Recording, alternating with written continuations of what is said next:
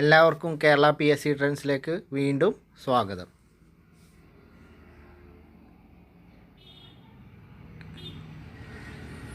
നമ്മൾ SCRT science മൊഡ്യൂളാണ് തുടങ്ങിയിട്ടുള്ളത്. ഇന്നത്തെ module രോഗങ്ങളും രോഗകാരികളും എന്നുള്ള മൊഡ്യൂളാണ്. ഇതിൽ നമുക്ക് 2 SCRT ചാപ്റ്ററാണ് പഠിക്കാനുള്ളത്. 5ാം ക്ലാസ്സിലെ 8ാം അധ്യായമായ അകറ്റി നിർത്താം രോഗങ്ങളെ എന്നുള്ള ചാപ്റ്ററും അതുപോലെ 10ാം ക്ലാസ് ബയോളജിയിലെ 4ാമത്തെ ചാപ്റ്ററുമാണ് നമുക്ക് ഈ മൊഡ്യൂളിൽ പഠിക്കാനുള്ളത്. ഇന്ന് നമ്മൾ പഠിക്കാൻ പോകുന്നത് 5ാം ക്ലാസ്സിലെ 8ാമത്തെ അധ്യായമായ അകറ്റി നിർത്താം രോഗങ്ങളെ എന്നുള്ള ചാപ്റ്ററാണ്. അപ്പോൾ ഞാൻ എപ്പോഴും പറയുന്നത് പോലെ തന്നെ ഒരിക്കൽ കൂടി റിപ്പീറ്റ് ചെയ്യാണ്. എൻ്റെ വീഡിയോ നിങ്ങൾക്ക് ഉപകാരപ്പെട്ടാൽ മാത്രം എൻ്റെ ഈ ചാനലൊന്ന് നിങ്ങൾ സബ്സ്ക്രൈബ് ചെയ്യുക. നിങ്ങൾക്ക് ഉപകാരപ്പെട്ടതുപോലെ മറ്റുള്ളവർക്ക് ഉപകാരപ്പെടുമെന്ന് നിങ്ങൾക്ക് ബോധ്യപ്പെട്ടാൽ മാത്രം ഷെയർ ചെയ്ത് മറ്റുള്ളവരിലേക്ക് എത്തിക്കുക. നമുക്ക് നേരെ നമ്മുടെ വീഡിയോയിലേക്ക് പോവാം. അകറ്റി നിർത്താം രോഗങ്ങളെ 5ാം ക്ലാസ് സയൻസിലെ 8ാമത്തെ അധ്യായമാണ് ഇത്. ഇവിടെ മുകളിൽ ഒരു കുട്ടിയുടെ അനുഭവമാണ്. ഡെങ്കിപ്പനിയായിട്ട് ഉപജില്ലാ ശാസ്ത്രമേളയിൽ പങ്കെടുക്കാൻ കഴിയാത്തതിലെ ഒരു അവസ്ഥയും കാര്യങ്ങളൊക്കെ വിശദീകരിച്ചിട്ടുള്ള ഒരു അനുഭവ കുറിപ്പാണ് ഇവിടെ മുകളിൽ പ്രതിപാദിച്ചിരിക്കുന്നത്. അവിടെ ഒന്നും നോട്ട് ചെയ്യേണ്ട കാര്യമില്ല. പിന്നെ നമുക്ക് വരുന്ന രോഗങ്ങൾ ഏതൊക്കെയെന്നുള്ളത് നമ്മളോട് കണ്ടെത്തി പറയാനൊക്കെയാണ് ഇതിൽ ആവശ്യപ്പെട്ടിട്ടുള്ളത്. അപ്പോൾ അവിടെയും നമുക്ക് നോട്ട് ചെയ്ത് വെക്കേണ്ട കാര്യങ്ങളില്ല.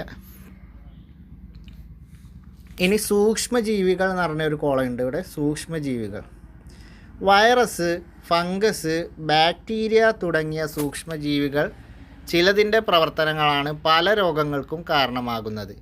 ഇവ രോഗമുള്ള ഒരാളിൽ നിന്ന് മറ്റൊരാളിലേക്ക് എത്തുമ്പോഴാണ് രോഗം പകരുന്നത്. അപ്പോൾ രോഗത്തിന് കാരണമായത് എന്താണ്? സൂക്ഷ്മജീവികളായ വൈറസ്, ഫംഗസ്, ബാക്ടീരിയ എന്നിവയുടെ പ്രവർത്തനങ്ങളാണ് രോഗങ്ങൾക്ക് കാരണമാകുന്നത്. ഇപ്പോൾ രോഗങ്ങൾക്ക് കാരണമാകുന്നത് സൂക്ഷ്മജീവികളായ വൈറസ്, ഫംഗസ്, ബാക്ടീരിയ എന്നിവയുടെ പ്രവർത്തനങ്ങളാണ്.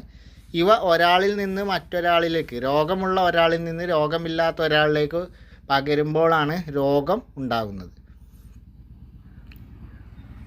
ഇനി ഇവിടെ ബാക്ടീരിയയുടെ ഫോട്ടോ, അതേപോലെ ബാക്ടീരിയയുടെ ഒരു ഫോട്ടോ കൊടുത്തിട്ടുണ്ട്,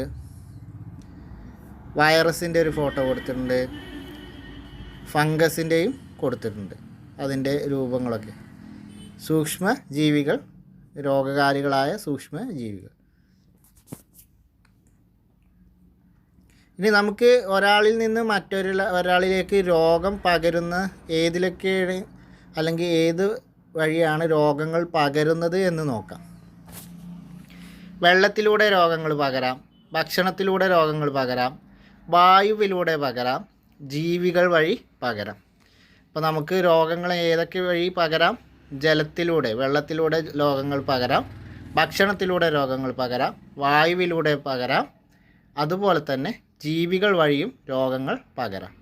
ഒന്നുകൂടെ, വെള്ളത്തിലൂടെ, ഭക്ഷണത്തിലൂടെ, വായുവിലൂടെ, ജീവികൾ വഴി. ഈ 4 വഴി നമുക്ക് മനുഷ്യ ശരീരത്തിൽ രോഗങ്ങൾ പകരാൻ സാധ്യതയുള്ളതാണ്. ഒരാളിൽ നിന്ന് മറ്റുള്ളവരിലേക്ക് പകരുന്ന രോഗങ്ങളാണ് പകർച്ചവ്യാധികൾ. എന്താണ് പകർച്ചവ്യാധികൾ? ഒരാളിൽ നിന്ന് മറ്റുള്ളവരിലേക്ക് പകരുന്ന രോഗങ്ങളാണ് പകർച്ചവ്യാധികൾ. പകരുന്ന രോഗങ്ങളാണ് പകർച്ചവ്യാധികൾ. പേരിൽ തന്നെ കിട്ടുമെന്ന് വിചാരിക്കുന്നു. ജലദോഷം, ചെങ്കണ്ണ്, കോളറ, ടൈഫോയിഡ്, ചിക്കുൻഗുനിയ, ഡെങ്കിപ്പനി, മന്ത്, മഞ്ഞപ്പിത്തം, എലിപ്പനി തുടങ്ങിയവ നമ്മുടെ നാട്ടിൽ കണ്ടുവരുന്ന പകർച്ചവ്യാധികളാണ്. പകർച്ചവ്യാധി രോഗങ്ങൾക്ക് ഉദാഹരണങ്ങൾ ഏതൊക്കെയാണ്?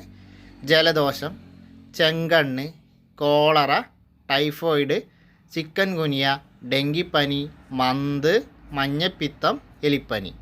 ഒന്നുകൂടെ, ജലദോഷം, ചെങ്കണ്ണ്, കോളറ, ടൈഫോയിഡ്, ചിക്കൻഗുനിയ, ഡെങ്കിപ്പനി, മന്ത്, മഞ്ഞപ്പിത്തം, എലിപ്പനി എന്നിവ പകർച്ചവ്യാധികൾക്ക് ഉദാഹരണങ്ങളാണ്. പകർച്ചവ്യാധി രോഗങ്ങൾക്ക് ഉദാഹരണമാണ് നമ്മൾ ഈ പറഞ്ഞ രോഗങ്ങൾ. ഇനി രോഗങ്ങൾ പകരുന്ന രീതികളും പരക്കുന്ന രോഗങ്ങളും എന്തൊക്കെയാണെന്ന് നോക്കാം. ഇമ്പോർട്ടൻ്റ് കോളമാണ്, നോട്ട് ചെയ്ത് വെക്കുക. പകരുന്ന രോഗങ്ങൾ നമ്മൾ പറഞ്ഞു, വായുവിലൂടെ, ജലത്തിലൂടെ, ഭക്ഷണത്തിലൂടെ ജീവികളിലൂടെയൊക്കെ രോഗങ്ങൾ പകരുമെന്ന് നമ്മൾ പറഞ്ഞു. ഇനി അതുപോലെ പകരുന്ന രോഗങ്ങൾ ഏതൊക്കെ എന്നുള്ളതാണ് ഈ ഒരു കോളത്തിൽ നമുക്ക് പഠിക്കാനുള്ളത്. അതിലാദ്യത്തെ രീതി നമ്മൾ പറഞ്ഞു, വായുവിലൂടെ രോഗങ്ങൾ പകരും. വായുവിലൂടെ രോഗങ്ങൾ പകരും എന്ന് പറഞ്ഞു. ഏതൊക്കെ രോഗങ്ങളാണ് വായുവിലൂടെ പകരുന്നത് എന്ന് നോക്കാം. ജലദോഷം, ചിക്കൻ ബോക്സ്, മീസിൽസ്, ക്ഷയം. ജലദോഷം, ചിക്കൻ ബോക്സ്, മീസിൽസ്, ക്ഷയം എന്നീ രോഗങ്ങൾ വായുവിലൂടെ പകരുന്ന രോഗങ്ങളാണ്. ഒന്നുകൂടെ, വായുവിലൂടെ പകരുന്ന രോഗങ്ങൾ ജലദോഷം, ചിക്കൻ ബോക്സ്, മീസിൽസ്, ക്ഷയം. ജലചിമീക്ഷ, ജലചിമീക്ഷ എന്ന് പഠിച്ചാൽ മതി. വായുവിലൂടെ പകരുന്ന രോഗങ്ങളാണ് ജലചിമീക്ഷ. വെള്ളം, ആഹാരം എന്നിവയിലൂടെ പകരുന്ന രോഗങ്ങൾ ഏതൊക്കെയാണ്? വെള്ളം, ആഹാരം എന്നിവയിലൂടെ പകരുന്ന രോഗങ്ങൾ എലിപ്പനി, ടൈഫോയിഡ്, കോളറ, മഞ്ഞപ്പിത്തം. ആഹാരം, വെള്ളം എന്നിവയിലൂടെ പകരുന്ന രോഗങ്ങൾ ഏതൊക്കെയാണ്? എലിപ്പനി, ടൈഫോയിഡ്, കോളറ, മഞ്ഞപ്പിത്തം. എലിപ്പനി, ടൈഫോയിഡ്, കോളറ, മഞ്ഞപ്പിത്തം എന്നിവ ആഹാരം, വെള്ളം എന്നിവയിലൂടെ പകരുന്ന രോഗങ്ങളാണ്. ഈച്ച മുഖേന പകരുന്ന രോഗങ്ങൾ ഏതൊക്കെയാണ്? ഈച്ച മുഖേന പകരുന്ന രോഗങ്ങളാണ് കോളറയും വയറിളക്കവും. ഈച്ച മുഖേന പകരുന്ന രോഗങ്ങളാണ് കോളറയും വയറിളക്കവും. ഇൻഫെക്ഷൻ, അതായത് ഫുഡ് ഇൻഫെക്ഷനൊക്കെ ഈച്ച മുഖേന പകരുന്ന രോഗങ്ങളാണ്. കോളറയും വയറിളക്കവും ഈച്ച മുഖേന പകരുന്ന രോഗങ്ങളാണ്. കൊതുക് മുഖേന പകരുന്ന രോഗങ്ങളാണ് മന്ത്, മലമ്പനി, ഡെങ്കിപ്പനി, ചിക്കൻ ഗുനിയ. കൊതുക് മുഖേന പകരുന്ന അല്ലെങ്കിൽ കൊതുക് പകർത്തുന്ന രോഗങ്ങൾ ഏതൊക്കെയാണ്? മന്ത്, മലമ്പനി, ഡെങ്കിപ്പനി, ചിക്കൻ ഗുനിയ. മന്ത്, മലമ്പനി, ഡെങ്കിപ്പനി, ചിക്കൻ ഗുനിയ എന്നിവ കൊതുക് പരത്തുന്ന രോഗങ്ങളാണ്, അല്ലെങ്കിൽ കൊതുക് മുഖേന പകരുന്ന രോഗങ്ങളാണ്. സമ്പർക്കം മുഖേന പകരുന്ന രോഗങ്ങൾ ഏതൊക്കെയാണ്? സമ്പർക്കം മുഖേന പകരുന്ന രോഗങ്ങളാണ് ചെങ്കണ്ണും കുഷ്ഠവും. ചെങ്കണ്ണ്, കുഷ്ഠം എന്നിവ സമ്പർക്കം മുഖേന പകരുന്ന രോഗങ്ങളാണ്. സമ്പർക്കം മുഖേന പകരുന്ന രോഗങ്ങളാണ് ചെങ്കണ്ണ്, കുഷ്ഠം എന്നിവ. ചെങ്കണ്ണ്, കുഷ്ഠം. ഇനി കൊതുകിനെ തടഞ്ഞാൽ എന്ന് പറഞ്ഞാൽ കൊതുകിനെ തടയാനുള്ള മാർഗ്ഗങ്ങളൊക്കെ കുറിച്ചൊക്കെ പറയുന്നുണ്ട്. വലയില്ലാത്തതിനാൽ കക്കൂസിൻ്റെ എയർ പൈപ്പിലൂടെ കൊതുകുകൾ ടാങ്കിലെത്തി മുട്ടയിടുന്നു. ചുറ്റുപാടുകൾ വൃത്തിഹീനമായും കാടുമൂടിയും കെട്ടിക്കിടക്കുന്നു. ഇനി കൊതുകുകളെ തടയാനുള്ള ഒരു മാർഗ്ഗങ്ങൾ പറഞ്ഞതാണ് ഡ്രൈ ഡേ ആചരണം. എന്താണ് ഡ്രൈ ഡേ എന്ന് പറഞ്ഞാൽ കൊതുകിൻ്റെ മുട്ട വിരിയുന്നത് 8 ദിവസം കൊണ്ടാണ്. കൊതുകിൻ്റെ മുട്ട വിരിയുന്നത് 8 ദിവസം കൊണ്ടാണ്. ഡ്രൈ ഡേ എന്ന് പറഞ്ഞാൽ എന്താണ്? കൊതുക് മുട്ടയിടാൻ സാധ്യതയുള്ള ചിരട്ട, കളിപ്പാട്ടങ്ങൾ, പ്ലാസ്റ്റിക് പാത്രങ്ങൾ, മുട്ടത്തോട് തുടങ്ങിയവയിലെയും ചെടിച്ചട്ടിക്കടിയിലെ പാത്രം, ടെറസ് തുടങ്ങിയ സ്ഥലങ്ങളിലെയും കെട്ടി നിൽക്കുന്ന ജലം ആഴ്ചയിലൊരിക്കൽ ഒഴിവാക്കുന്നതാണ് ഡ്രൈ ഡേ ആചരണം. അപ്പോൾ ഡ്രൈ ഡേ ആചരണം എന്ന് പറഞ്ഞാൽ കൊതുകിൻ്റെ ഉറവിടങ്ങൾ നശിപ്പിക്കലാണ് ഡ്രൈ ഡേ ആചരണം കൊണ്ട് ഉദ്ദേശിക്കുന്നത്. കൊതുക് മുട്ടയിടാൻ സാധ്യതയുള്ള ചിരട്ട, കളിപ്പാട്ടങ്ങൾ, പ്ലാസ്റ്റിക് പാത്രങ്ങൾ, മുട്ടത്തോട് തുടങ്ങിയവയിലെയും ചെടിച്ചട്ടിക്കടിയിലെ പാത്രം, ടെറസ് തുടങ്ങിയ സ്ഥലങ്ങളിലെയും കെട്ടിക്കിടക്കുന്ന ജലം ആഴ്ചയിലൊരിക്കൽ ഒഴിവാക്കുന്നതാണ് ഡ്രൈ ഡേ ആചരണം. എന്താണ് ഡ്രൈ ഡേ ആചരണം എന്ന് നമ്മൾ നോക്കിയതാണ് ഡ്രൈ ഡേ ആചരണം. ഇനി കൊതുകുകൾ നശിപ്പിക്കാൻ ഉപയോഗിക്കുന്ന അല്ലെങ്കിൽ പ്രതിരോധിക്കാൻ ഉപയോഗിക്കുന്ന ഉപകരണങ്ങളൊക്കെ എന്തൊക്കെയാണ്? കൊതുക് വല, അതുപോലെ പുകയിടൽ, മോസ്കിറ്റോ ബാറ്റ് എന്നിവയൊക്കെ കൊതുകിനെ പ്രതിരോധിക്കാൻ ഉപയോഗിക്കുന്ന ഉപകരണങ്ങളാണ്. ഇനി രോഗം പകരാതിരിക്കാൻ വേണ്ടി എടുക്കേണ്ട മുൻകരുതലുകൾ എന്തൊക്കെയെന്ന് നോക്കാം. കൊതുക് മുഖേന പകരുന്ന രോഗങ്ങൾ പകരാതിരിക്കാൻ എടുക്കേണ്ട മുൻകരുതലുകൾ എന്തൊക്കെയാണ്? മലിനജലം കെട്ടിക്കിടക്കുന്ന സാഹചര്യങ്ങൾ ഇല്ലാതാക്കുക. നമുക്ക് പഠന പ്രവർത്തനമാണ്, ബാക്കിയുള്ളത് നമുക്ക് പൂരിപ്പിച്ച് എഴുതാനാണ്. അതുപോലെ ഈച്ച മുഖേന പകരുന്ന രോഗങ്ങൾ തടയാൻ വീടും പരിസരവും ശുചിയായി സൂക്ഷിക്കുക. ഭക്ഷണം അടച്ച് സൂക്ഷിക്കുക. ജലം, ആഹാരം എന്നിവയിലൂടെ പകരുന്ന രോഗങ്ങൾ തടയുന്നതിന് വേണ്ടിയിട്ട് തിളപ്പിച്ചാറിയ വെള്ളം മാത്രം കുടിക്കുക. പഴകിയ ആഹാര വസ്തുക്കൾ കഴിക്കാതിരിക്കുക. ഇനി അഡീഷണൽ പോയിൻ്റ് നമ്മളോട് കണ്ടെത്തി എഴുതാനാണ്. സമ്പർക്കം വഴിയുള്ള രോഗങ്ങൾ തടയുന്നതിന് രോഗബാധിതരുമായി മറ്റുള്ളവർ അധികം സാഹസിക്കാതിരിക്കുക. വായുവിലൂടെയുള്ള രോഗം തടയുന്നതിന് നമുക്ക് തൂവാല, മാസ്ക് ഒക്കെ ഉപയോഗിക്കാവുന്നതാണ്. ഈ തൂവാലിൻ്റെ കാര്യം പറയുമ്പോൾ കേരള സർക്കാരിൻ്റെ തൂവാല വിപ്ലവം എന്നുള്ള പദ്ധതി എന്താണ്? ആരോഗ്യ വകുപ്പിൻ്റെ തൂവാല വിപ്ലവം എന്നുള്ള പദ്ധതി വായുവിലൂടെ പകരുന്ന രോഗങ്ങൾ തടയുന്നതിന് വേണ്ടിയിട്ടാണ് തൂവാല വിപ്ലവം എന്ന പേരിലൊരു പരിപാടി കേരള ആരോഗ്യ വകുപ്പ് ആവിഷ്കരിച്ചത്. അനുബന്ധമായിട്ട് ഓർത്തിരിക്കേണ്ട ഒരു ഫാക്റ്റാണ്, അപ്പോൾ പറഞ്ഞു എന്നുള്ളൂ. നമ്മൾ നേരത്തെ സൂക്ഷ്മജീവികൾ പറഞ്ഞു രോഗകാരികളാണ് എന്ന് പറഞ്ഞു. എന്നാൽ എല്ലാ സൂക്ഷ്മജീവികളും രോഗകാരികളല്ല. സൂക്ഷ്മജീവികൾ കൊണ്ട് നമുക്ക് ഒരുപാട് ഉപകാരങ്ങളും ഉണ്ട്. സൂക്ഷ്മജീവികൾ ഉപകാരികളും ഉണ്ട്. എല്ലാ സൂക്ഷ്മജീവികളും രോഗകാരികൾ അല്ല. ജൈവാവശിഷ്ടങ്ങളെല്ലാം ജീർണിച്ച് മണ്ണിൽ ചേരുന്നത് ബാക്ടീരിയകളുടെയും ഫംഗസുകളുടെയും പ്രവർത്തന ഫലമായാണ്. നമ്മൾ പറഞ്ഞു സൂക്ഷ്മജീവികളെ കൊണ്ട് നമുക്ക് ഉപകാരങ്ങളും ഉണ്ട് എന്ന് പറഞ്ഞു.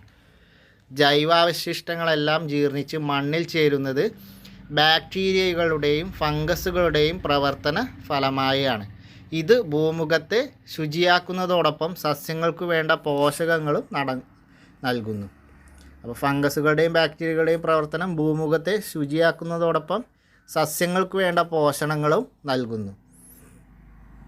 ഇനി സൂക്ഷ്മജീവികളെ കൊണ്ടുള്ള മറ്റ് ഉപകാരങ്ങൾ എന്തൊക്കെയാണെന്ന് നോക്കാം. മറ്റു പ്രയോജനങ്ങൾ എന്തൊക്കെയാണെന്ന് നോക്കാം. പാല് തൈരാക്കുന്നു. അരിമാവ് പുളിപ്പിക്കുന്നു. അന്തരീക്ഷ നൈട്രജനെ സസ്യങ്ങൾക്ക് ഉപയോഗിക്കാവുന്ന രീതിയിൽ ലവണങ്ങളാക്കി മണ്ണിൽ ചേർക്കുന്നു. വിസർജ്യങ്ങളെ വിഘടിപ്പിച്ച് മണ്ണിൽ ചേർക്കുന്നു. പാലുൽപ്പന്നങ്ങൾ, വിനാഗിരി, ചണം, പുകയില, തുകൽ തുടങ്ങിയ വ്യവസായങ്ങളിൽ ഉപയോഗിക്കുന്നു. ചികിത്സാ രംഗത്ത് പ്രയോജനപ്പെടുത്തുന്നു. സൂക്ഷ്മജീവികളെ കൊണ്ടുള്ള പ്രയോജനങ്ങൾ എന്തൊക്കെയാണ്? പാല് തൈരാക്കുന്നു. അരിമാവ് പുളിപ്പിക്കുന്നു. അന്തരീക്ഷ നൈട്രജനെ സസ്യങ്ങൾക്ക് ഉപയോഗിക്കാവുന്ന രീതിയിൽ ലവണങ്ങളാക്കി മണ്ണിൽ ചേർക്കുന്നു. നമ്മൾ പറഞ്ഞു മണ്ണിൽ നൈട്രജനെ ചേർക്കുന്നത് നൈട്രേറ്റാക്കി മണ്ണിൽ ചേർക്കുന്ന ജീവികളാണ് സൂക്ഷ്മജീവികളെക്കുറിച്ചൊക്കെ നമ്മൾ പറഞ്ഞു. വിസർജ്യങ്ങളെ വിഘടിപ്പിച്ച് മണ്ണിൽ ചേർക്കുന്നു. പാലുൽപ്പന്നങ്ങൾ, വിനാഗിരി, ചണം, പുകയില തുടങ്ങിയ വ്യവസായ മേഖലകളിൽ ഉപയോഗിക്കുന്നു. ചികിത്സാ രംഗത്ത് പ്രയോജനപ്പെടുത്തുന്നു. ഇനിയൊരു പ്രീവിയസ് ക്വസ്റ്റ്യനാണ്. ഇവിടെ ഒരു പ്രധാനപ്പെട്ട കോളമുണ്ട്. സൂപ്പർ ബഗ് എന്ന് പറഞ്ഞിട്ടൊരു കോളമുണ്ട്. ഇത് പ്രീവിയസ് ക്വസ്റ്റ്യനാണ്. കപ്പലുകളിൽ നിന്ന് ഉണ്ടാവുന്ന എണ്ണ ചോർച്ച മൂലം കടൽ മലിനമാവുന്നത് തടയാനായി എണ്ണ ഭക്ഷിക്കുന്ന സൂപ്പർ ബഗ് എന്ന ബാക്ടീരിയകളെ ഉപയോഗപ്പെടുത്തുന്നുണ്ട്. ആനന്ദ് മോഹൻ ചക്രവർത്തി എന്ന ഇന്ത്യൻ വംശജനായ ശാസ്ത്രജ്ഞനാണ് ജനിതക എഞ്ചിനീയറിങ്ങിലൂടെ ഈ ബാക്ടീരിയയെ വികസിപ്പിച്ചത്. സൂപ്പർ ബഗ് എന്ന് പറഞ്ഞാൽ എന്താണ്? കപ്പലുകളിൽ നിന്നുണ്ടാകുന്ന എണ്ണച്ചോർച്ച മൂലം കടൽ മലിനമാകുന്നത് തടയാനായി എണ്ണ ഭക്ഷിക്കുന്ന ബാക്ടീരിയകളെ ആണ് സൂപ്പർ ബഗുകൾ എന്നുള്ളത്. കപ്പലുകളിൽ നിന്നുണ്ടാകുന്ന എണ്ണച്ചോർച്ച മൂലം കടൽ മലിനമാകുന്നത് തടയാനായി ഉപയോഗിക്കുന്ന എണ്ണ ഭക്ഷിക്കുന്ന ബാക്ടീരിയകൾ ഏതാണെന്ന് ചോദിച്ചാൽ സൂപ്പർ ബഗുകളാണ്. ഇത് കണ്ടെത്തിയത് ഇന്ത്യൻ വംശജനായ ആനന്ദ് മോഹൻ ചക്രവർത്തി എന്ന ശാസ്ത്രജ്ഞനാണ്. ജനിതക എഞ്ചിനീയറിങ്ങിലൂടെയാണ് ഇത് വികസിപ്പിച്ചെടുത്തത്. ആനന്ദ് മോഹൻ ചക്രവർത്തി സൂപ്പർ ബഗ്. കപ്പലുകളിൽ നിന്നുണ്ടാകുന്ന എണ്ണ ചോർച്ച മൂലമുണ്ടാകുന്ന കടൽ മലിനമാകുന്നത് തടയാൻ എണ്ണ ഭക്ഷിക്കുന്ന ബാക്ടീരിയയാണ് സൂപ്പർ ബഗ്. ജനിതക എഞ്ചിനീയറിങ്ങിലൂടെ ഇന്ത്യൻ വംശജനായ ആനന്ദ് മോഹൻ ചക്രവർത്തി വികസിപ്പിച്ചു. ഈ കാര്യങ്ങളൊക്കെ ഓർത്തിരിക്കുക. പ്രീവിയസ് ക്വസ്റ്റ്യൻ ആയിരുന്നു. യൂണിവേഴ്സിറ്റി LGSൻ്റെ ഫസ്റ്റ് ഘട്ടത്തിലോ രണ്ടാം ഘട്ടത്തിലായിട്ട് ചോദിച്ചൊരു ചോദ്യമാണ് സൂപ്പർ ബഗ്. അത് ഈ 5ാം ക്ലാസ്സിലെ ഈ ചാപ്റ്ററിൽ നിന്നാണ് ആ ചോദ്യം വന്നത്.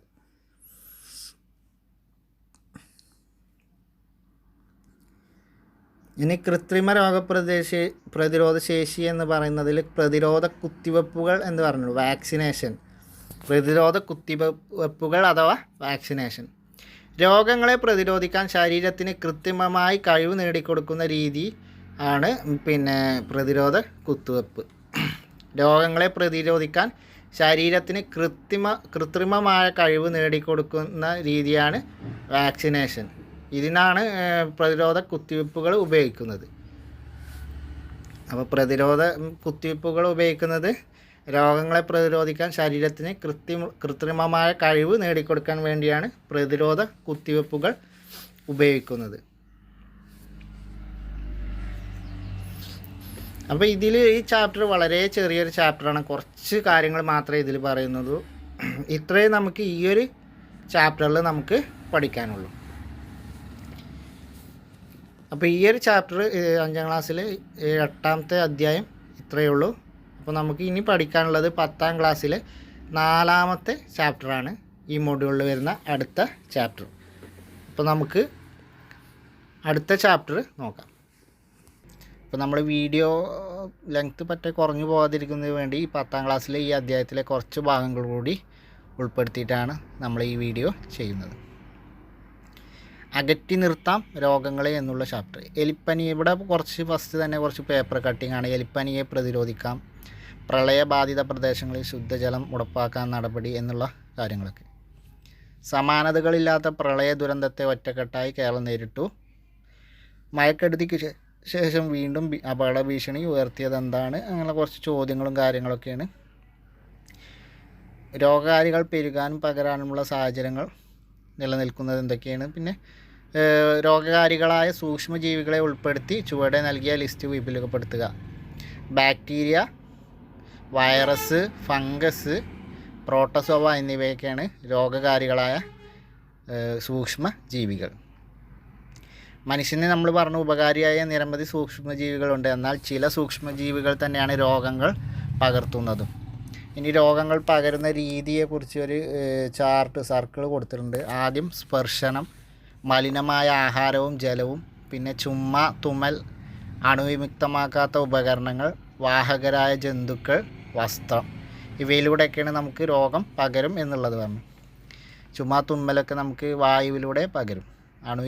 വിമുക്തമാക്കാത്ത ഉപകരണങ്ങൾ, അതുപോലെ ജന്തുക്കൾ വഴി, വസ്ത്രം വഴി, മലിനമായ ആഹാരം, ജലം, സ്പർശനമൊക്കെ വഴി നമുക്ക് രോഗങ്ങൾ പകരും. ഇനി പ്രളയാനന്തര മുൻകരുതലുകൾ എന്ന് പറഞ്ഞാണ്ട് പ്രളയത്തിന് ശേഷം നമ്മൾ ചെയ്യേണ്ട കുറച്ച് കാര്യങ്ങളെക്കുറിച്ചുണ്ട്. അടിയന്തര സാഹചര്യങ്ങൾ തരണം ചെയ്ത ശേഷം ഉണ്ടാകുന്ന ആരോഗ്യ പ്രശ്നങ്ങൾ ഒഴിവാക്കുന്നതിന് നിരവധി നിർദ്ദേശങ്ങൾ ആരോഗ്യവകുപ്പ് നൽകിയിട്ടുണ്ട്. തിളപ്പിച്ചാറ്റിയ വെള്ളം കുടിക്കുന്നതും ശരിയായ അളവിൽ ക്ലോറിൻ ഉപയോഗിച്ച് ശുദ്ധീകരിച്ച കുടിവെള്ളം ഉപയോഗിക്കുന്നതും ജലജന്യ രോഗങ്ങളെ തടയും. അപ്പോൾ ജലജന്യ രോഗങ്ങളെ തടയാനുള്ള മാർഗ്ഗങ്ങൾ എന്തൊക്കെയാണ്? തിളപ്പിച്ചാറിയ വെള്ളം കുടിക്കുന്നത്, അല്ലെങ്കിൽ ശരിയായ അളവിൽ ക്ലോറിൻ ഉപയോഗിച്ച് ശുദ്ധീകരിച്ച വെള്ളം കുടിക്കുന്നത് ജലജന്യ രോഗങ്ങൾ തടയാൻ സാധിക്കും. വെള്ളക്കെട്ടിലും മറ്റും കൊതുകുകൾ പെരുകാനിടയുള്ളതിനാൽ കൊതുക് നശീകരണത്തിന് ഉചിതമായ മാർഗ്ഗങ്ങൾ സ്വീകരിക്കണം. എലിപ്പനി പോലുള്ള രോഗങ്ങളെ നിയന്ത്രിക്കുന്നതിന് വാഹകജീവികളെ അകറ്റുകയും പ്രതിരോധ മരുന്നുകൾ വിദഗ്ധരുടെ നിർദ്ദേശാനുസരണം കഴിക്കുകയും വേണം. രോഗമുള്ളവർ രോഗസ്ഥിരീകരണത്തിനാവശ്യമായ പരിശോധനകൾക്ക് വിധേയമാവുകയും മരുന്നുകൾ കഴിക്കുകയും വേണം. സുരക്ഷിതമല്ലാത്ത മേഖലകളിൽ താമസിക്കുന്നവർ നിർദ്ദേശാനുസരണം സുരക്ഷിത കേന്ദ്രങ്ങളിലേക്ക് മാറണം. ദുരിതാശ്വാസ കേന്ദ്രങ്ങളിൽ ആരോഗ്യ സംരക്ഷണത്തിനാവശ്യമായ തരത്തിൽ പെരുമാറുകയും വ്യക്തി ശുചിത്വവും പരിസര ശുചിത്വവും ഉറപ്പുവരുത്തുകയും വേണം. പ്രളയാനന്തരം ചെയ്യേണ്ട കാര്യങ്ങളെക്കുറിച്ചാണ് അത് പറഞ്ഞിട്ടുള്ളത്. ഇനി നമ്മൾ ബാക്ടീരിയ രോഗങ്ങളെക്കുറിച്ചാണ് പറഞ്ഞത്. രോഗങ്ങളിൽ ബാക്ടീരിയ രോഗം, വൈറസ് രോഗം, അതുപോലെ പ്രോട്ടോസോവ രോഗം, ഫംഗസ് രോഗം എന്നിങ്ങനെ 4 ടൈപ്പ് രോഗങ്ങളാണുള്ളത്. അതിൽ ബാക്ടീരിയ രോഗങ്ങളെക്കുറിച്ചാണ് നമുക്ക് പഠിക്കുന്നത്. അതിൽ ആദ്യത്തെ ബാക്ടീരിയ രോഗത്തിന് ഉദാഹരണമാണ് എലിപ്പനി. എലിപ്പനി ഒരു ബാക്ടീരിയ രോഗമാണ്.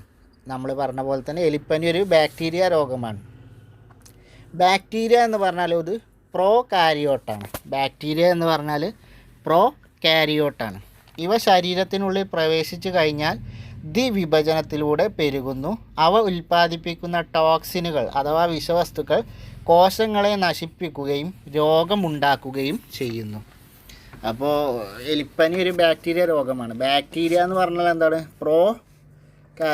പ്രോകാരിയോട്ടാണ്. പ്രോകാരിയോട്ട് എന്ന് പറഞ്ഞാൽ ഇവ ശരീരത്തിൽ പ്രവേശിച്ചു കഴിഞ്ഞാൽ ദ്വിവിഭജനത്തിലൂടെ പെട്ടെന്ന് പെരുകും. അവ ചില ടോക്സിനുകൾ ഉൽപ്പാദിപ്പിക്കും. ആ ടോക്സിനുകൾ കോശങ്ങളെ നശിപ്പിച്ച് രോഗങ്ങൾ ഉണ്ടാക്കുകയും ചെയ്യും. എലിപ്പനിക്ക് കാരണമായ ബാക്ടീരിയ ലെപ്റ്റോസ്പൈറയാണ്. അപ്പോൾ പ്രീവിയസ് ക്വസ്റ്റ്യൻ ആയിരുന്നു എലിപ്പനിക്ക് കാരണമായ ബാക്ടീരിയ ഏതാണ് എന്നുള്ളത്. ലെപ്റ്റോസ്പൈറയാണ് എലിപ്പനിക്ക് കാരണമായ ബാക്ടീരിയ. എലിപ്പനി ഒരു ബാക്ടീരിയ രോഗമാണ്. അതിന് കാരണമായ ബാക്ടീരിയയാണ് ലെപ്റ്റോസ്പൈറ. എലികളുടെയും നായ്ക്കളുടെയും മറ്റു ചില മൃഗങ്ങളുടെയും മൂത്രത്തിലൂടെ പുറത്തെത്തുന്ന ബാക്ടീരിയ കെട്ടിക്കിടക്കുന്ന വെള്ളത്തിലും ഈർപ്പത്തിലും നിലനിൽക്കും. അപ്പോൾ ഈ ലെപ്റ്റോസ്പൈറ ബാക്ടീരിയ എങ്ങനെയൊക്കെയാണ് പുറത്തു വരുന്നത്? എലി മൂത്രത്തിൽ, അതേപോലെ നായ്ക്കളുടെ അല്ലെങ്കിൽ മറ്റു ചില ജീവികളുടെയൊക്കെ മൂത്രത്തിലൂടെയാണ് ലെപ്റ്റോസ്പൈറ ബാക്ടീരിയ പുറത്തെത്തുന്നത്. ഈ ബാക്ടീരിയ ഈർപ്പമുള്ള സ്ഥലത്തും അതേപോലെ വെള്ളം കെട്ടിക്കിടക്കുന്ന സ്ഥലങ്ങളിലൊക്കെ നിലനിൽക്കും. അവ ചാവാതെ, നശിക്കാതെ നിലനിൽക്കും. മണ്ണിലാണെങ്കിൽ നശിച്ചു പോകും, പക്ഷേ ഇങ്ങനെയുള്ള സ്ഥലങ്ങളിൽ അവ ചാവാതെ നിലനിൽക്കും. ഈ ബാക്ടീരിയ എങ്ങനെയാണ് ശരീരത്തിലെത്തുന്നത്? മുറിവിലൂടെയൊക്കെ ശരീരത്തിലെത്തി കഴിഞ്ഞാൽ ബാക്ടീരിയ മുറിവിലൂടെ രക്തത്തിലെത്തിയാൽ ശരീരകലകളെ ബാധിക്കുകയും ചില ടോക്സിനുകൾ ഉൽപ്പാദിപ്പിക്കുകയും ചെയ്യും. ഇവ രക്തലോമികകളിൽ തകരാറുണ്ടാക്കുകയും ആന്തരിക രക്തസ്രാവത്തിന് കാരണമാവുകയും ചെയ്യും. അപ്പോൾ ഈ ലെപ്റ്റോസ്പൈറ ബാക്ടീരിയ മുറിവുകളിലേക്ക് എത്തിക്കഴിഞ്ഞാൽ ശരീരകലകളെ ബാധിക്കുകയും ചില ടോക്സിനുകൾ ഉൽപ്പാദിപ്പിച്ച് അങ്ങനെ രക്തലോമികകളിൽ തകരാറുണ്ടാക്കി ആന്തരിക രക്തസ്രാവത്തിന് കാരണമാവുകയും ചെയ്യും ലെപ്റ്റോസ്പൈറ. എലിപ്പനിക്ക് കാരണമായ ബാക്ടീരിയയാണ് ലെപ്റ്റോസ്പൈറ. എലിപ്പനി ഒരു ബാക്ടീരിയ രോഗമാണ്. എല്ലാ ബാക്ടീരിയകളും പ്രോകാരിയോട്ടാണ്. പ്രോകാരിയോട്ട് എന്ന് പറഞ്ഞാൽ ദ്വിവിഭജനത്തിലൂടെ പെട്ടെന്ന് പെരുകുന്ന സാധനങ്ങളാണ്. ശക്തമായ പനി, തലവേദന, പേശിവേദന, കണ്ണിന് ഉണ്ടാകുന്ന ചുവപ്പ് നിറം എന്നിവയാണ് എലിപ്പനിയുടെ മുഖ്യ ലക്ഷണങ്ങൾ. അപ്പോൾ എലിപ്പനിയുടെ മുഖ്യ ലക്ഷണങ്ങൾ എന്തൊക്കെയാണ്? ശക്തമായ പനി, തലവേദന, പേശിവേദന, കണ്ണിനുണ്ടാകുന്ന ചുവപ്പ് നിറം എന്നിവയാണ് മുഖ്യ ലക്ഷണങ്ങൾ. തുടക്കത്തിലേ കണ്ടെത്തി ചികിത്സിച്ചാൽ പരിപൂർണമായും ഭേദമാക്കാവുന്ന ഒരു രോഗമാണ് എലിപ്പനി. ചികിത്സയേക്കാൾ നല്ലത് പ്രതിരോധമാണ് എന്ന തിരിച്ചറിവ് രോഗവ്യാപനം തടയുന്നതിന് അത്യാവശ്യമാണ്. ശ്രദ്ധിക്കേണ്ട കാര്യം എന്താണ്? എലിപ്പനിയുടെ ലക്ഷണങ്ങൾ എന്തൊക്കെയാണ്? പനി, തലവേദന, പേശിവേദന, കണ്ണിനുണ്ടാകുന്ന ചുവപ്പ് നിറം എന്നിവ എലിപ്പനിയുടെ ലക്ഷണങ്ങളാണ്. ലെപ്റ്റോസ്പൈറയാണ് എലിപ്പനി പരത്തുന്ന ബാക്ടീരിയ. എലിപ്പനി ഒരു ബാക്ടീരിയ രോഗമാണ്. മറ്റു ചില ബാക്ടീരിയ രോഗങ്ങൾ. ഡിഫ്തീരിയ അഥവാ തൊണ്ടമുള്ള് എന്നറിയപ്പെടുന്നതും ഒരു ബാക്ടീരിയ രോഗമാണ്. ചുമ, തുമ്മൽ എന്നിവയിലൂടെയും രോഗബാധിതരിൽ നിന്ന് മറ്റൊരാളിലേക്ക് നേരിട്ടും പകരുന്ന രോഗമാണ് ഡിഫ്തീരിയ അഥവാ തൊണ്ടമുള്ള്. ചുമ, തുമ്മൽ എന്നിവയിലൂടെയും രോഗബാധിതരിൽ നിന്ന് മറ്റൊരാളിലേക്ക് നേരിട്ടും പകരുന്ന രോഗമാണ് ഡിഫ്തീരിയ അഥവാ തൊണ്ടമുള്ള്. മൂക്ക്, തൊണ്ട എന്നിവിടങ്ങളിലെ ശ്ലേഷ്മ തരത്തെ ബാധിക്കുന്ന ഒരു രോഗമാണ് ഡിഫ്തീരിയ. അപ്പോൾ ഡിഫ്തീരിയ ബാധിക്കുന്നത് എവിടെയാണ്? മൂക്ക്, തൊണ്ട എന്നിവയിലെ ശ്ലേഷ്മ തരത്തെ ബാധിക്കുന്ന രോഗമാണ് ഡിഫ്തീരിയ. കോറിനി ബാക്ടീരിയം ഡിഫ്തീരിയയാണ് രോഗകാരി. എലിപ്പനി ലെപ്റ്റോസ്പൈറ ആണെങ്കിൽ ഡിഫ്തീരിയ അഥവാ തൊണ്ടമുള്ളിൻ്റെ രോഗകാരിയായ ബാക്ടീരിയ ഏതാണ്? കോറിനി ബാക്ടീരിയം ഡിഫ്തീരിയ. ഇത് പരീക്ഷയ്ക്ക് ഈ ഡിഫ്തീരിയ എന്ന് ഒഴിവാക്കി ചോദിക്കും. കാരണം ഈ ഡിഫ്തീരിയ ഒരു ക്ലൂ ആണല്ലോ. അതുകൊണ്ട് അത് ഒഴിവാക്കിയിട്ട് കോറിനി ബാക്ടീരിയം എന്ന് മാത്രമാണ് പരീക്ഷയുടെ ഓപ്ഷനിൽ നമ്മൾ ഇതുവരെ കണ്ടുവന്നിട്ടുള്ളത്. അപ്പോൾ കോറിനി ബാക്ടീരിയം എന്ന് ഹൈലൈറ്റ് ചെയ്ത് തന്നെ പഠിക്കുക. കോറിനി ബാക്ടീരിയം ഡിഫ്തീരിയ. ചില ആളുകൾ ചിന്തിക്കും കോറിനി ബാക്ടീരിയം അവസാനം ഡിഫ്തീരിയ വരുന്നുണ്ടല്ലോ, അപ്പോൾ നമുക്ക് ആ ഓപ്ഷനിൽ അങ്ങനെ നോക്കിയിട്ട് പഠിച്ചാൽ മതി എന്ന്. അങ്ങനെയല്ല ഓപ്ഷനിൽ വരുന്നത്. ഈ കോറിനി ബാക്ടീരിയ എന്ന് മാത്രമേ ഓപ്ഷനിൽ ഇതുവരെ കൊടുത്തത് കണ്ടിട്ടുള്ളൂ. ഓക്കെ, അതുകൊണ്ട് ഡിഫ്തീരിയ, കോറിനി ബാക്ടീരിയം. ഇവ ഉൽപ്പാദിപ്പിക്കുന്ന ടോക്സിനുകൾ പനി, തൊണ്ടവേദന, കഴുത്തിലെ ലിംഫ് ഗ്രന്ഥികളിൽ വീക്കം എന്നിവ ഉണ്ടാക്കുന്നു. ടോക്സിനുകളാൽ നശിപ്പിക്കപ്പെട്ട ശ്ലേഷ്മാവരണത്തിലെ കോശങ്ങൾ 2-3 ദിവസങ്ങൾക്കകം കട്ടിയുള്ള ചാരനിറത്തിലുള്ള ഒരാവരണം തൊണ്ടയിൽ ഉണ്ടാക്കുന്നു. ക്രമേണ മസ്തിഷ്കം, ഹൃദയം, വൃക്ക എന്നിവ തകരാറിലാക്കുന്നു. ടോക്സിനുകൾക്കെതിരെ പ്രയോഗിക്കുന്ന ആൻറ്റി ടോക്സിനുകൾ രോഗബാധയേൽക്കാത്ത കോശങ്ങളെ സംരക്ഷിക്കാൻ ഉപയോഗിക്കുന്നു. എന്നാൽ രോഗം മൂർച്ഛിച്ച അവസ്ഥയിൽ മരുന്നുപയോഗിച്ച് രോഗിയെ രക്ഷിക്കാനാവില്ല. അതിനാൽ ഏറ്റവും ഉചിതമായ പ്രതിരോധ മാർഗം വാക്സിൻ സ്വീകരിക്കുക എന്നതാണ്. വാക്സിൻ അഥവാ പ്രതിരോധ കുത്തിവെപ്പ് സ്വീകരിക്കുക എന്നതാണ് ഡിഫ്തീരിയക്കെതിരെയുള്ള പ്രതിരോധ മാർഗം. ഡിഫ്തീരിയ ബാക്ടീരിയ രോഗമാണ് എന്ന് നമ്മൾ പറഞ്ഞു. ഡിഫ്തീരിയ ഏത് ബാക്ടീരിയയാണ് ഡിഫ്തീരിയ പരത്തുന്നത്? ഡിഫ്തീരിയ അഥവാ തൊണ്ടമുള്ള പരത്തുന്ന രോഗകാരി ബാക്ടീരിയ ആണെന്ന് പറഞ്ഞു. ഏത് ബാക്ടീരിയയാണ്? കോറിനി ബാക്ടീരിയം ഡിഫ്തീരിയ. കോറിനി ബാക്ടീരിയം ഡിഫ്തീരിയയാണ് രോഗകാരി. ഇത്രയും കാര്യങ്ങളാണ് ഡിഫ്തീരിയ എന്ന ബാക്ടീരിയ രോഗത്തെക്കുറിച്ചുള്ള പറയാനുള്ളത്. അടുത്ത ബാക്ടീരിയ രോഗമാണ് ക്ഷയം അഥവാ ട്യൂബർകുലോസിസ്. ക്ഷയം അഥവാ ട്യൂബർകുലോസിസ്. ഇനി അത് ചാർട്ടാക്കി തന്നെ കൊടുത്തിട്ടുണ്ട്. ക്ഷയം അഥവാ ട്യൂബർകുലോസിസ് ചാർട്ടാക്കി തന്നെ കൊടുത്തിട്ടുണ്ട്. ക്ഷയത്തിൻ്റെ രോഗകാരി ആരാണ്? Mycobacterium tuberculosis. Mycobacterium tuberculosis. ഡിഫ്തീരിയൻ്റെ നമ്മൾ പറഞ്ഞു കോർണി ബാക്ടീരിയം ഡിഫ്തീരിയെ. എന്നാൽ ക്ഷയരോഗത്തിൻ്റെ മൈക്കോബാക്ടീരിയം ട്യൂബർകുലോസിസ്. ഇതിൽ ഈ അവസാന ഭാഗം ട്യൂബർകുലോസിസും മറ്റേ കോർണി ബാക്ടീരിയം ഡിഫ്തീരിയയിലെ ഡിഫ്തീരിയ ഒന്നും നമുക്ക് പരീക്ഷയ്ക്ക് വരില്ല. കോറിനി ബാക്ടീരിയം, മൈക്രോ ബാക്ടീരിയം എന്ന് മാത്രമേ വരുള്ളൂ. അപ്പോൾ മൈക്രോ എന്ന് പറയുമ്പോൾ ക്ഷയം, മൈക്രോ അല്ല മൈക്കോ. മൈക്കോ എന്ന് പറയുമ്പോൾ ക്ഷയം. മൈക്കോ ബാക്ടീരിയം ക്ഷയം. കോറിനി ബാക്ടീരിയം ഡിഫ്തീരിയ. ഡിഫ്തീരിയയുടെ രോഗാണു ഏതാണ്? കോറിനി ബാക്ടീരിയം ബാക്ടീരിയയാണ്.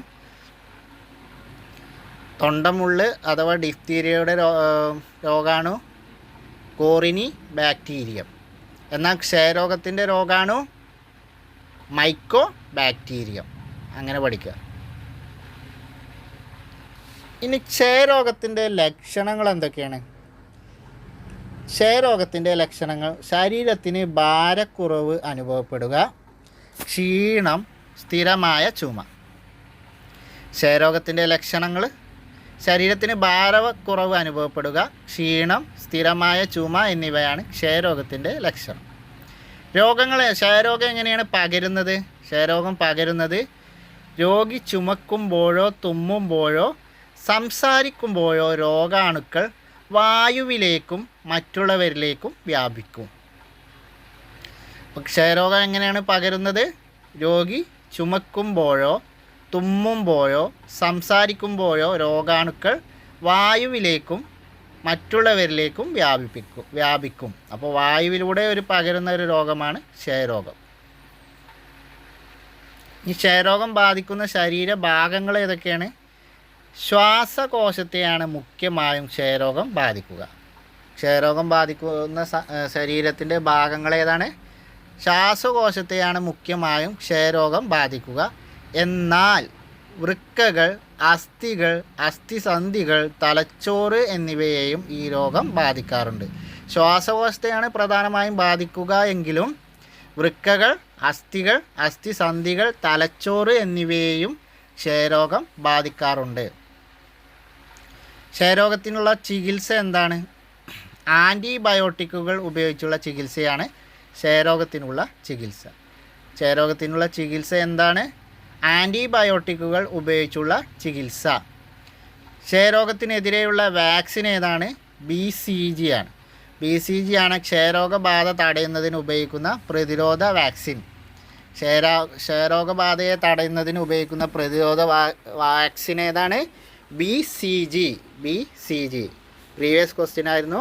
BCG എന്തിനുള്ള പ്രതിരോധ വാക്സിനാണ് എന്നത് പ്രീവിയസ് ക്വസ്റ്റ്യൻ ആയിരുന്നു. ക്ഷയരോഗത്തിനുള്ള പ്രതിരോധ വാക്സിനാണ് BCG. BCG പ്രധാനപ്പെട്ട പോയിൻ്റാണ്. അപ്പോൾ ഈ ഒരു കോളം ക്ഷയരോഗത്തെക്കുറിച്ചുള്ളതാണ്.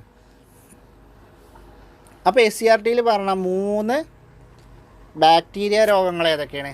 ഒന്ന് എലിപ്പനി. ആദ്യം നമ്മൾ പറഞ്ഞത് എലിപ്പനി പരത്തുന്ന രോഗമാണ് ഏതാണ്? ലെപ്റ്റോസ്പൈറയാണ് എലിപ്പനി പരത്തുന്നത്. ലെപ്റ്റോസ്പൈറോസിസ് എന്ന് എലിപ്പനിയുടെ ഇംഗ്ലീഷാണ്. അപ്പോൾ നമുക്ക് ചിലപ്പോൾ ലെപ്റ്റോസ്പൈറോസിസ് എന്ന് ചോദിച്ചാലും നിങ്ങൾ പേടിക്കേണ്ട, എലിപ്പനിയുടെ ഇംഗ്ലീഷാണ് ലെപ്റ്റോസ്പൈറോസിസ്. അപ്പോൾ SCERT 10ാം ക്ലാസ്സിൽ പറഞ്ഞ ബയോളജിയിൽ പറഞ്ഞ ബാക്ടീരിയ രോഗങ്ങൾക്ക് ഉദാഹരണം ഒന്ന് എലിപ്പനി. ലെപ്റ്റോസ്പൈറ എന്ന ബാക്ടീരിയയാണ് എലിപ്പനി പകർത്തുന്നത്.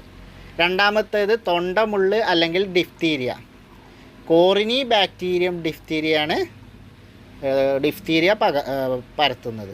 മൂന്നാമത്തേതോ ക്ഷയരോഗം പരത്തുന്നത് മൈക്കോബാക്ടീരിയം ട്യൂബർകുലോസിസ്. ക്ഷയരോഗം പകർത്തുന്നത് മൈക്കോബാക്ടീരിയം ട്യൂബർകുലോസിസ്. അപ്പോൾ പ്രധാനമായും 3 ബാക്ടീരിയ രോഗങ്ങളാണ് പറഞ്ഞത്: എലിപ്പനി, ഡിഫ്തീരിയ, ക്ഷയം. ഇനി അടുത്തതാണ് വൈറസ് രോഗങ്ങൾ. വൈറസ് രോഗങ്ങളെക്കുറിച്ച് നമുക്ക് പഠിക്കുന്നതിന് മുമ്പ് എന്താണ് വൈറസ് എന്ന് നോക്കാം. ഇവിടെ കോളത്തിൽ കൊടുത്തിട്ടുണ്ട് വൈറസ്. എന്താണ് വൈറസ് എന്ന് പറഞ്ഞു? നമ്മൾ ബാക്ടീരിയനെ കുറിച്ച് പറഞ്ഞു. ബാക്ടീരിയ പ്രോകാരിയോട്ടാണ് എന്ന് പറഞ്ഞു. അത് പെട്ടെന്ന് തന്നെ ദ്വിവിഭജനം നടത്തുന്നു. ശരീരത്തിൽ പ്രവേശിച്ചു കഴിഞ്ഞാൽ ദ്വിവിഭജനത്തിലൂടെ പെരുകുന്ന ഒന്നാണ് ബാക്ടീരിയ എന്ന് പറഞ്ഞു. ഇനി എന്താണ് വൈറസ് എന്ന് നോക്കാം. പ്രോട്ടീൻ ആവരണത്തിനുള്ളിൽ DNA അല്ലെങ്കിൽ RNA തന്മാത്രകളെ ഉൾക്കൊള്ളുന്ന ലഘുഘടനയാണ് വൈറസ്. പ്രോട്ടീൻ ആവരണത്തിനുള്ളിൽ DNA അല്ലെങ്കിൽ RNA തന്മാത്രകളെ ഉൾക്കൊള്ളുന്ന ലഘുഘടനയാണ് വൈറസ്. ചോദ്യം നമുക്ക് പ്രതീക്ഷിക്കാം. പ്രോട്ടീൻ ആവരണത്തിനുള്ളിൽ DNA അല്ലെങ്കിൽ RNA തന്മാത്രകളെ ഉൾക്കൊള്ളുന്ന ലഘുഘടന ഏത് എന്ന് ചോദിച്ചാൽ ഉത്തരം വൈറസാണ്. സാധാരണ ജീവകോശങ്ങളിലുള്ള കോശാംശങ്ങൾ വൈറസുകളിലില്ല. സാധാരണ ജീവകോശങ്ങളിലുള്ള കോശാംശങ്ങൾ ഒന്നും വൈറസിൽ ഇല്ല.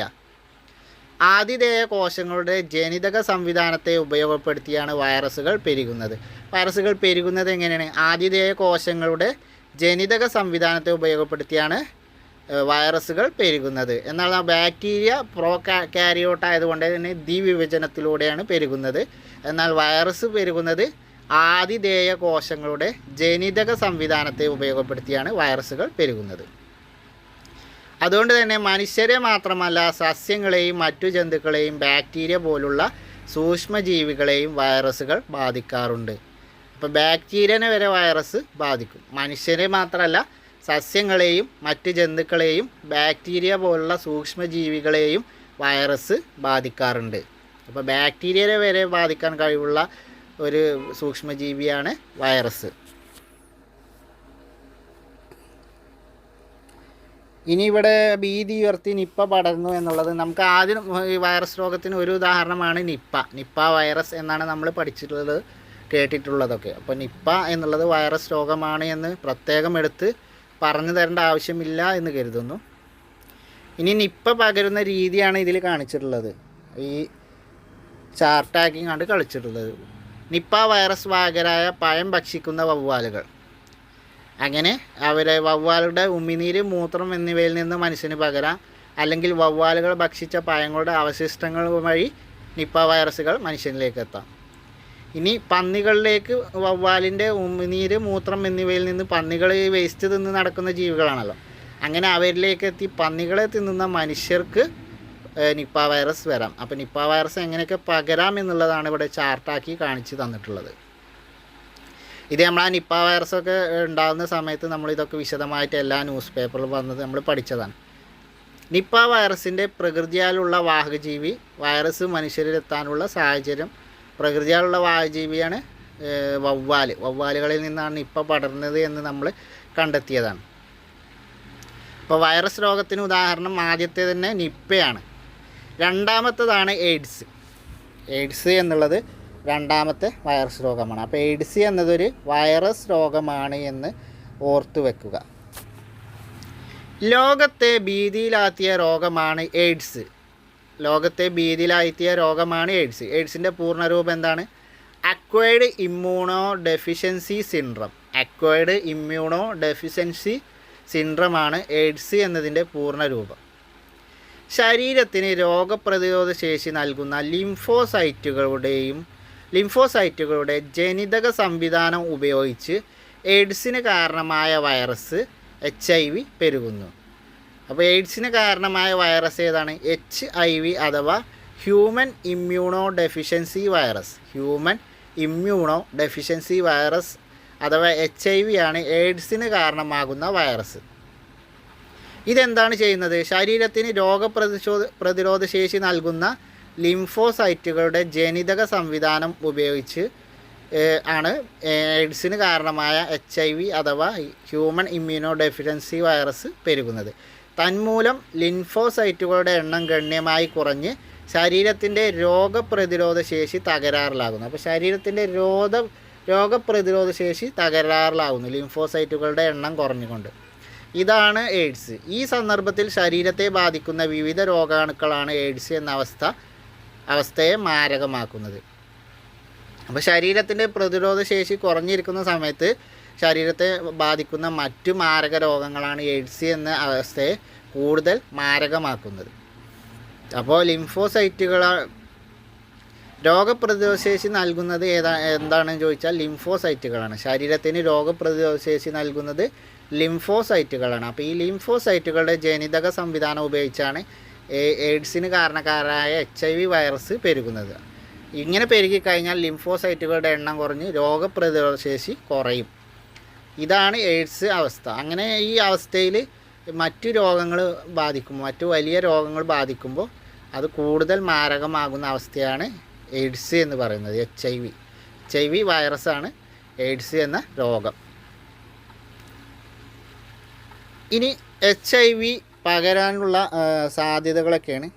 HIV എങ്ങനെയൊക്കെയാണ് പകരുക എന്നുള്ളതാണ് ഇനി പറയുന്നത്. HIV എങ്ങനെയൊക്കെയാണ് പകരുക?